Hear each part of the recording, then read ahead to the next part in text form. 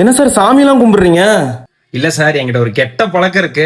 நல்லா எழுதின பேப்பர் என்கிட்ட வந்தா ஃபெயில் போட்டுருவேன், ஃபெயில் ஆகிற பேப்பரை பாஸ் போட்டுருவேன். இனிமே இப்படி பண்ணக்கூடாதுன்னு ப்ரே பண்றீங்களா? சச்சா, நல்லா எழுதின பேப்பர் என்கிட்ட வரக்கூடாதுன்னு சாமி கும்பிட்டு இருக்கேன்.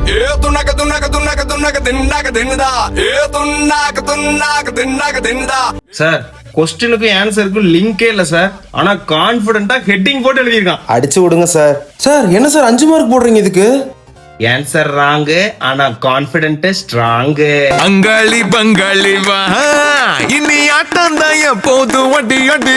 சார், இந்த பேப்பர் நீங்க கரெக்ஷன் பண்ணுங்க சார். நல்லா எழுதியிருக்கான், நான் திருத்தினா ஃபெயில் போட்டுருவேன் சார். ஏன் சார் உங்களுக்கு நல்லா எழுதுறவங்கள பார்த்தா இவ்ளோ கடுப்பு? சார், இந்த மாதிரி நல்லா எழுதுறவன் யாருக்குமே ஹெல்ப் பண்ண மாட்டானுங்க சார். நான்லாம் நல்லா படிக்கிறவனா இருந்தா என் ஹால்ல ஒருத்தனை ஃபெயிலாக விட மாட்டேன் சார். என்ன பண்றது, என் தலையெழுத்து அந்த குடுப்பனை இல்ல.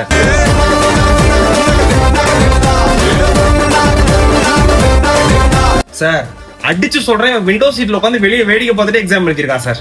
எப்படி சொல்றீங்க? படிக்கிறேன் கேளுங்க. சத்யாவின் ஆஃபர் என்றென்றும் சூப்பர். தானே டர்ராவான் தௌலத்து கிர்ராவான் வந்தாண்டா மதுரக்காரன். உங்க செமஸ்டர் பேப்பர் நான் திருத்தணும்னு ஆசைப்பட்டீங்கன்னா உங்க ரெஜிஸ்டர் நம்பர் கமெண்ட்ல போட்டு நீங்க ஃபர்ஸ்ட் பெஞ்சரா இல்ல லாஸ்ட் பெஞ்சரான்னு சொல்லிட்டு போங்க.